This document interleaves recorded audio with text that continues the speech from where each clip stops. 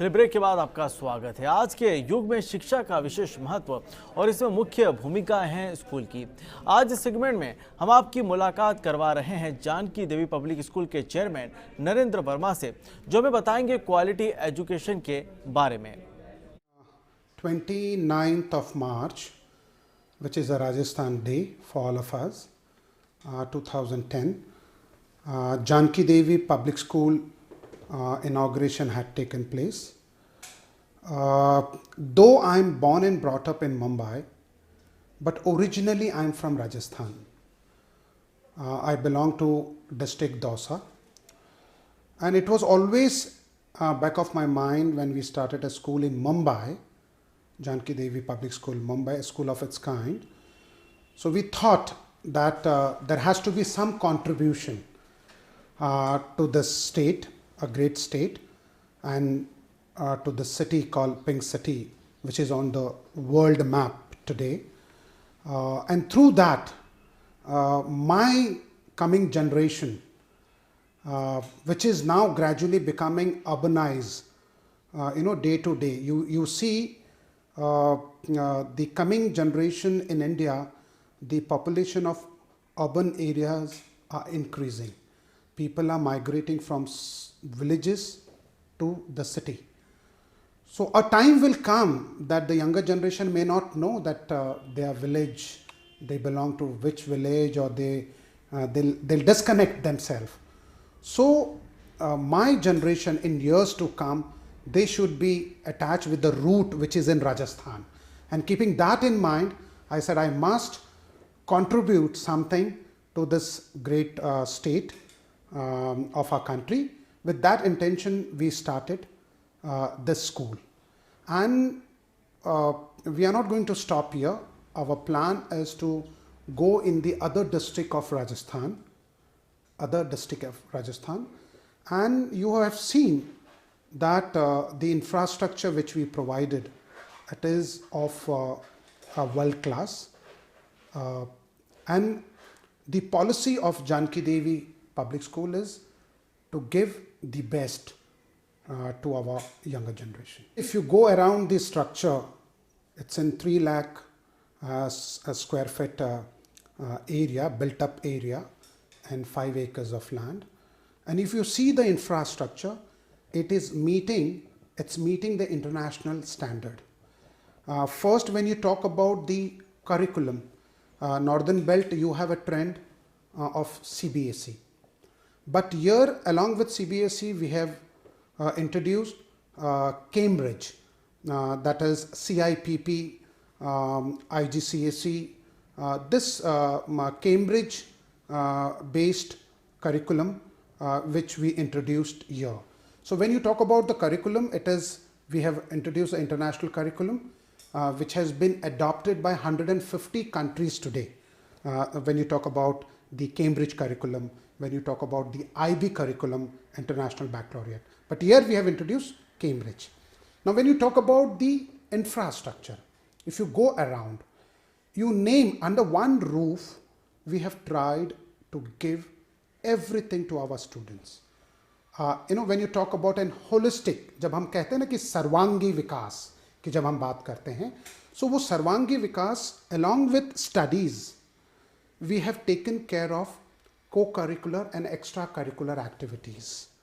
This impression is always there, people they carry, and we also face the same thing. Initially when the school started, people were thinking, they were talking in the market, it's a very expensive school, the fee structure must be 1.25 lakhs per annum. But when they started reading in the advertisement in the newspaper, print media, that it's a international standard infrastructure and facility with affordable fee structure. Please visit and witness yourself.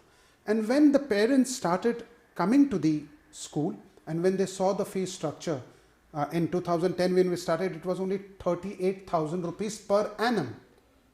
38,000 rupees per annum. Now we have increased because we have introduced 6th pay commission to our teachers, because if you have a good infrastructure, then you should have a good teaching faculty as well.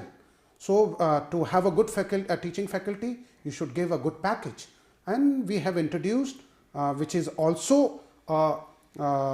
what you call, वो एक मानक है, मापदंड CBSE का है कि भाई teachers को अब आपको 6th पे कमीशन देना है, तो उसको मद्देनज़र रखते हुए टीचर्स को हमने जब 6th पे कमीशन इंट्रोड्यूस किया, छठा वित्तीय आयोग हमने जब देना शुरू किया, तो जो सोर्स ऑफ इनकम है वो बच्चों की फ़ीस के ज़रिए हैं। तो हमने उस को ध्यान में रखते हुए हमने फिर थोड़ी फ़ीस बढ़ाकर अभी हम कहीं 50, 55, 60 पे पहुँचे हैं। सो आज अगर आप देखें तो फ़ीस जो हम जो बच्चों से ले रहे हैं वो बहुत ही नॉमिनल है। अगर आप एक सर्वे लें, इंटरनेशनली और नेशनली सर्वे लें, तो it is very very nominal fees, because my intention is not commercial. My intention to serve this great city, this great state. International standard curriculum, infrastructure with affordable fees. चलिए bulletin में फिलहाल वक्त तो चला एक break का, जल्द हाजिर होते हैं।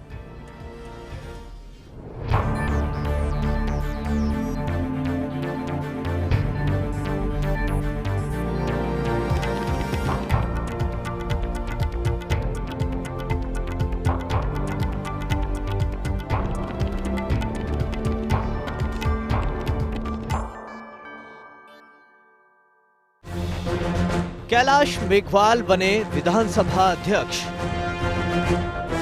पायलट की पीसीसी अध्यक्ष पद पर ताजपोशी। हमने दिखाई हर खबर सबसे पहले। फर्स्ट इंडिया न्यूज, सबसे आगे, सबसे पहले। लोग तो कहते हैं कि कांग्रेस और बीजेपी मिली हुई है। ये थर्ड फ्रंट के लोग कहते हैं। आप सहमत नहीं है इस बात से? ऐसा कुछ नहीं। नरेंद्र मोदी को अभी आप इतना बड़ा नेता नहीं मानते कि पार्टी को ओवर कॉन्फिडेंस में रहना चाहिए? मोदी जी की पॉपुलैरिटी है। और गुजरात में आपने एक भी मुस्लिम को टिकट भी नहीं दी। हमारे टिकट नहीं काटते क्या मोदी जी? आप भी ये मानते हैं कि मोदी जी टोपी पहनते नहीं, पहनाते हैं? इस पे विचार तो करेंगे। ये समझ में आ गई बात मुझे कि आपकी बात माने वो है हिंदुस्तानी। चक्रव्यूह में अर्जुन मेघवाल। शहरों की हलचल, गांवों की चौपाल, अतीत के झरोकों से वर्तमान के दरवाजे तक, इतिहास के पन्नों से बदलते राजस्थान तक, सियासत के अखाड़े से खेल के मैदान तक, चप्पे चप्पे पर हमारी नजर। हम हैं मौजूद गली गली, शहर शहर, क्योंकि हम हैं सबसे आगे, सबसे पहले।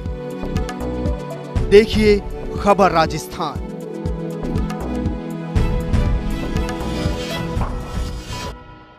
ऐसा सौभाग्य शायद कम ही मिलता हो कि एक ही मंच पर राजस्थान के तीन पद्मश्री से सम्मानित लोग जो हैं, विभूति जो हैं, मौजूद हों।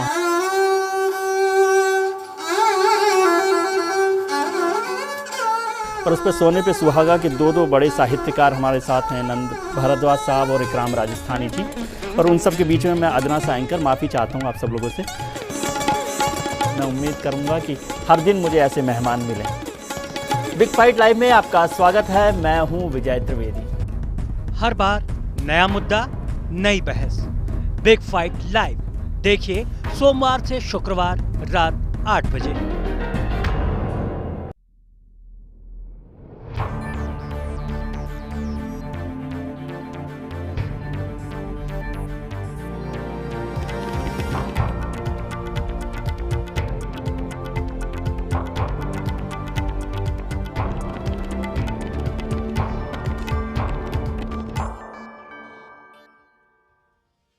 चलिए ब्रेक के बाद आपका स्वागत है। 2014 का साल हर साल की तरह ये साल भी एक अच्छे संकेत की ओर इशारा कर रहा है, लेकिन जनवरी 2014 का कार मार्केट और सालों की तुलना में थोड़ा ठंडा रहा है।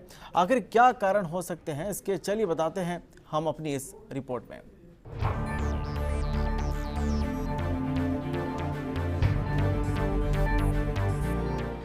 भारत में जैसे जैसे लोगों की कमाई में इजाफा हो रहा है, वैसे ही लोग अपने स्टेटस को बढ़ाने के लिए अपनी जरूरतों के सामानों में इजाफा करने लगे हैं। अब चाहे वो कार ही क्यों ना हो। जहां पहले कार एक स्टेटस सिंबल थी, लेकिन आज के दौर में कार एक जरूरत बनती जा रही है। इसे हम लोगों की बढ़ती हुई आय को लेकर कहें या आज के जमाने में बदलाव को, जहां कार कंपनियां आसान किस्तों में कार पर लोन देकर कस्टमर को निराश नहीं करना चाहती है, वहीं कार कंपनियां चाहती हैं कि कार आसान किस्तों में लोन पर मिले, जिससे कस्टमर अपनी हैसियत के मुताबिक कार खरीद सके। लेकिन पिछले साल की अवधि में जनवरी 2014 के महीने में कार खरीदारी में गिरावट देखी गई।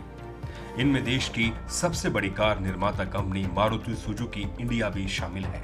वहीं कार इंडस्ट्रीज के जानकारों का मानना है कि जनवरी 2014 के दौरान मारुति इंडिया ने कुल मिलाकर 1,24,016 कारों की बिक्री की, जो बीते साल के समान महीने के मुकाबले 10.3% कम है।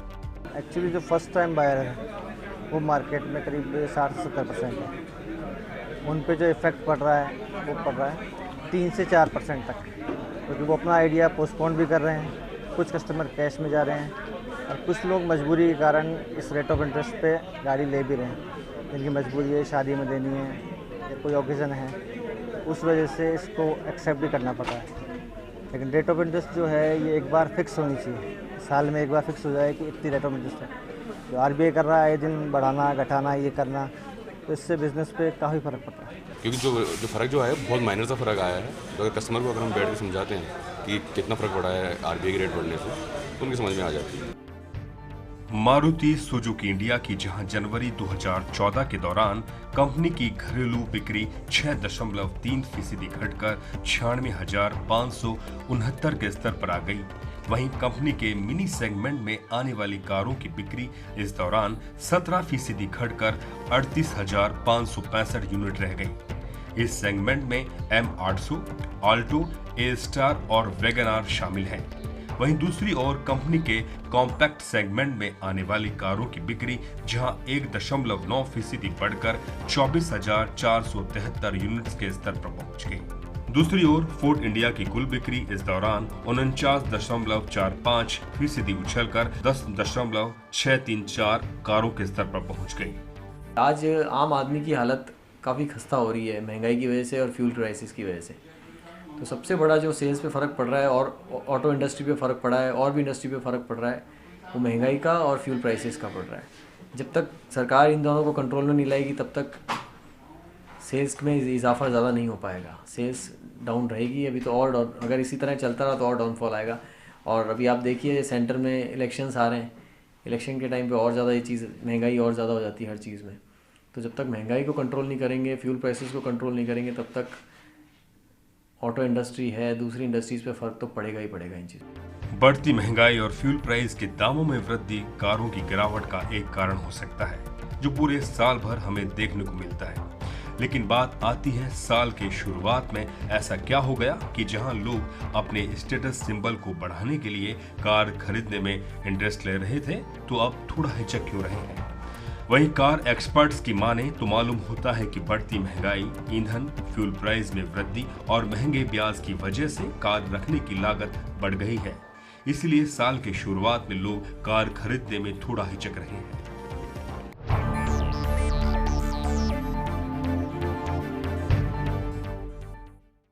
चलिए, सप्ताह की बिजनेस की खबर में फिलहाल इतना ही। हम आपके लिए बिजनेस की दुनिया की हर हलचल को लाने का प्रयास करेंगे, तो अगले हफ्ते फिर मिलेंगे बिजनेस की हलचलों के साथ। तब तक के लिए दीजिए इजाजत। नमस्कार।